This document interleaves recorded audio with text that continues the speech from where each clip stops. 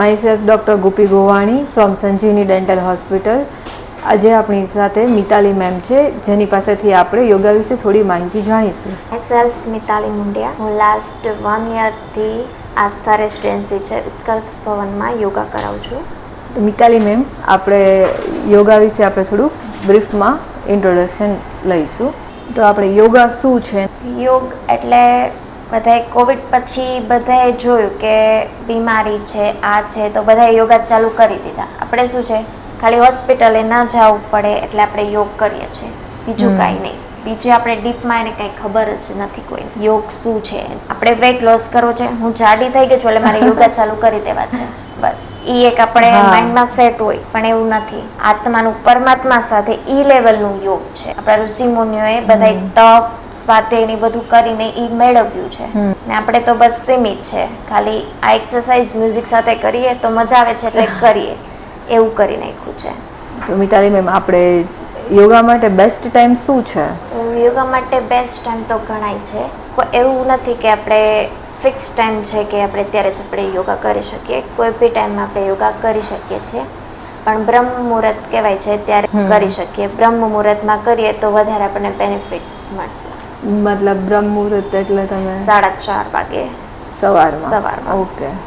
7 વાગ્યા સુધી best time છે. બધાય બેસ્ટ ટાઈમ છે, પણ બેનિફિટ આપણને વધારે તેમાં મળશે. અને બીજું, આપણે કઈ પ્લેસ પર આપણે યોગા કરી શકાય? યોગા માટે તો ઘણા પ્લેસ છે. આપણે કોઈ ગાર્ડન છે, કોઈ એવી જંગલ છે, એ ટાઈપમાં ફોરેસ્ટમાં ને આપણે યોગા કરી શકીએ છીએ. પણ આપણે આપણા કમ્ફર્ટેબલ ઝોનમાં આપણે કરી શકીએ. આપણે રૂમમાં કે શાંત જગ્યા હોય છે, આપણને કમ્ફર્ટેબલ હોવું જોઈએ, એમાં આપણે યોગા કરી શકીએ. આપણે યોગા કરતા પહેલા આપણે શું ખાવું જોઈએ? ખાવામાં તો એવું છે કે ખાલી પેટે યોગા કરવા બેસ્ટ છે, પણ જો તમે બ્રેકફાસ્ટ લીધો હોય તો તમે 30 મિનિટ પછી યોગા કરી શકો. પણ હેવી ફૂડ લીધું હોય તો 3 કલાક પછી આપણે યોગા કરી શકાય. 3 અથવા 3.5 કલાક પછી યોગા કરી શકાય, હેવી ફૂડ લીધું હોય તો. બાકી ખાલી પેટે કરો એ વધારે બેનિફિટ છે.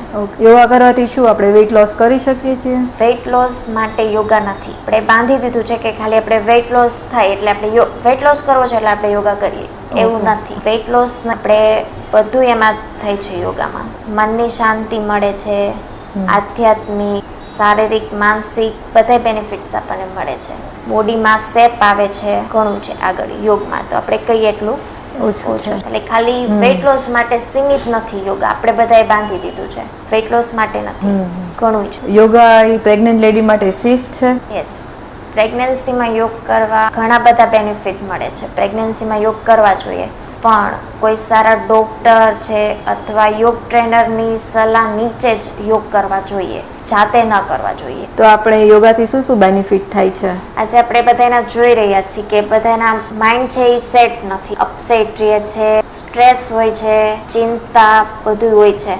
ડિપ્રેશનમાં લોકો આજે વધારે જોવા મળે છે કે લોકો ડિપ્રેશનમાં આવી જાય છે. તો બધા બેનિફિટ છે. આપણે મેડિટેશન, પ્રાણાયામ, યોગ કરીએ તો એનાથી આપણને સ્ટ્રેસ લેવલ છે ખૂબ ઓછું થાય છે અને માઇન્ડમાં શાંતિ મળે છે.